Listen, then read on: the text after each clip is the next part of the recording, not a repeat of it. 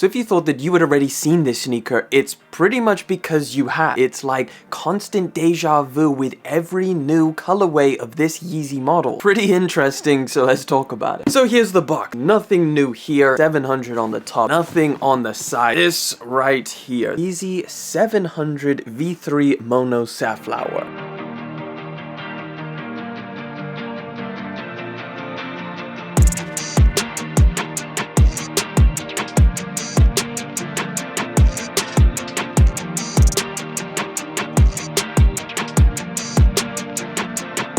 So these are insanely similar to the previous colorway, like I said, the Safflower colorway that released, I believe, last year. And when I got this pair of shoes in, at first I didn't really think about it. It didn't really hit me, but then I thought about it and I was like, this is so interesting. Why does this sneaker exist?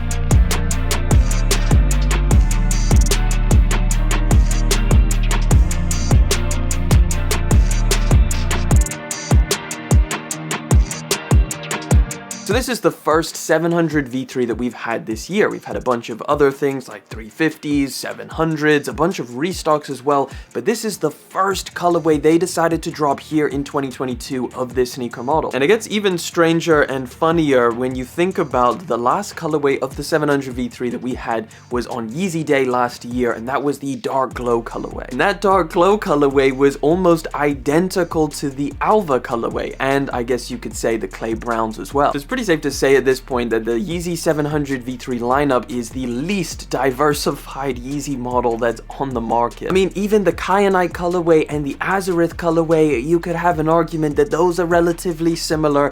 It's just like Yeezy brand hasn't put much effort into the 700 V3 model. Now again, we've seen this with a bunch of different Yeezys in the past. I mean, the 350s have been notorious for coming out with a bunch of relatively similar colorways, like I guess the Statics, the Yeshaya, we had the 700 V2 Statics, and then the Creams. Foam Runners, when they released the Ararat colorway and then the Sand colorway, I mean, those two colorways are almost indistinguishable from each other. I just thought it was so interesting that there is so much you can do with this sneaker model, and it's definitely a very popular Yeezy model. Like, people like this sneaker, I like this sneaker, but when it comes to making a choice of what colorway to buy, pretty much have like 3 or 4 choices. Either way, this MONO Safflower colorway actually does have a few very minor differences from the original Safflowers, so let's get into that, even though it's going to be pretty short. So for starters, as you'll tell, the theme of yellow is very much present on here, just as it was on the Safflowers. You have the exact same kind of inner sock piece as, I guess,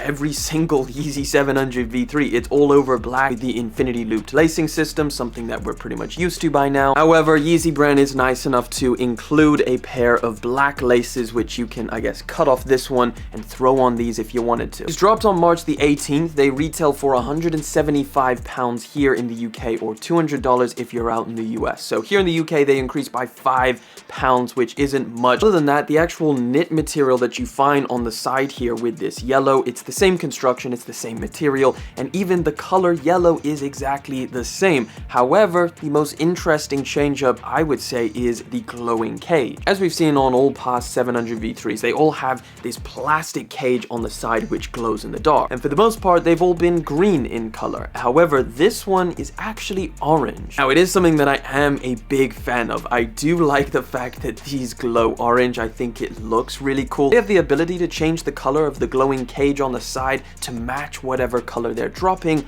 I think would be insane. I guess that would be the one enticing thing about the MONO Safflower, again, if you already have the originals, is that glowing cage. Because around here on the toe box, you get the exact same rubber material for that portion there, the exact same color as the Safflowers. And then again, another very minor change is the midsole. I mean, same material, same construction, it's just a slightly lighter color, so it's not as tan or as beige as the Safflowers. And then another thing they changed up is the outsole. It now comes in a gum color, which again, you're never really gonna see it unless you're, I guess, holding them like this, but when you're wearing it, it's not gonna be a huge difference. So sizing, has that changed up? If they changed anything that would change up the sizing, no. Essentially, when it comes to the 700 V3 model, you wanna go a half size up. These do tend to run a little bit narrow. I've even heard people with a little bit more of a wider foot, they tend to go even a full size up. So just double check on that, but generally speaking, most people will be fine just going a half size up. And when it comes to the comfort, obviously these do not have boost, so they're nothing like, I guess, 350s or any of the other super comfortable pairs of Yeezys.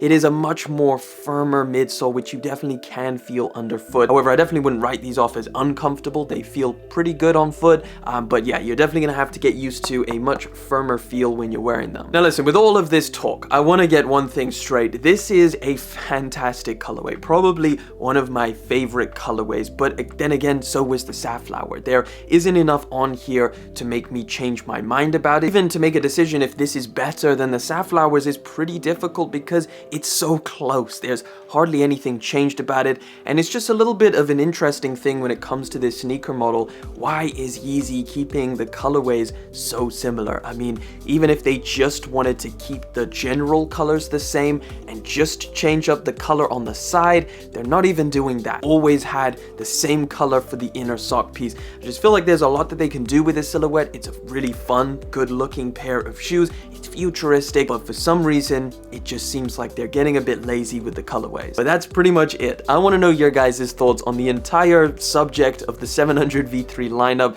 Let me know down in the comment section. What do you think of this colorway as well? But that pretty much wraps it up, guys. Thank you so much for coming through, hanging out for yet again another video. Thank you for liking, commenting, and of course subscribing. I'll catch you guys in the next one. But until then,